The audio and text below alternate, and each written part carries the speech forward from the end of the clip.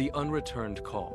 A man's regret and the true currency of time. Kenji sat in the quiet golden light of his morning garden, the steam from his oolong tea curling into the air like a dragon's breath. At 65, the world felt slower and more vibrant than it ever had in the frantic rush of his youth. He closed his eyes and reached across the decades to the young man he used to be, carrying a heavy truth he wished he had known back then. At 25, Kenji had been a whirlwind of ambition. He lived by the clock, his eyes always fixed on a glowing screen or a mounting pile of paperwork. He believed that success was a destination he had to reach at full speed, never realizing that his productivity was actually a wall he was building between himself and the people who loved him most. If Kenji could step into that messy apartment now, he wouldn't offer career advice. He wouldn't tell the boy how to get a promotion or how to invest his yen. Instead, he would simply stand in the doorway, watching the young man trade his soul for a future that hadn't arrived yet. He would feel a profound sense of sorrow for the boy's misplaced priorities. The younger Kenji's phone buzzed on the desk, a call from his mother, Emmy. He glanced at the name and sighed, pressing the ignore button. "I'll call her when I finish this report," he muttered to the empty room. He didn't know that later is a currency that eventually runs out, and that some calls are the last ones we ever get the chance to answer. Emmy had spent that evening sitting by her window, watching the moon rise and waiting for the sound of her son's voice.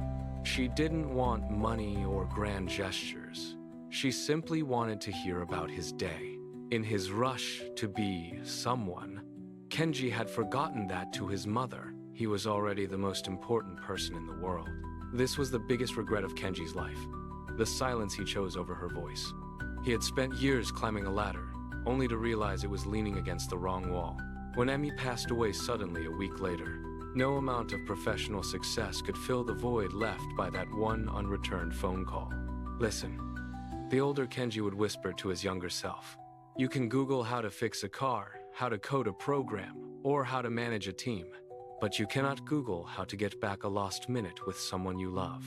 The most important work you will ever do happens outside of the office, in the quiet moments of connection." The older Kenji placed a hand on the younger man's shoulder, though the boy couldn't feel it. "Success is not a number in a bank account," he said softly. "It is the ability to look back at your life and know that you didn't trade your presence for a paycheck. It is being there for the people who won, be there forever."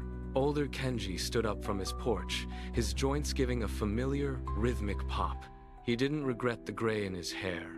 It was a badge of the wisdom he had earned the hard way. He spent his afternoons now visiting his neighbors, calling his friends, and tending to his garden, ensuring that no later was left to chance. He took one last sip of his tea, the warmth spreading through his chest. He couldn't change the past, but he could honor Emmy by living fully in the now. Kenji smiled at the sky, feeling her memory in the warmth of the sun.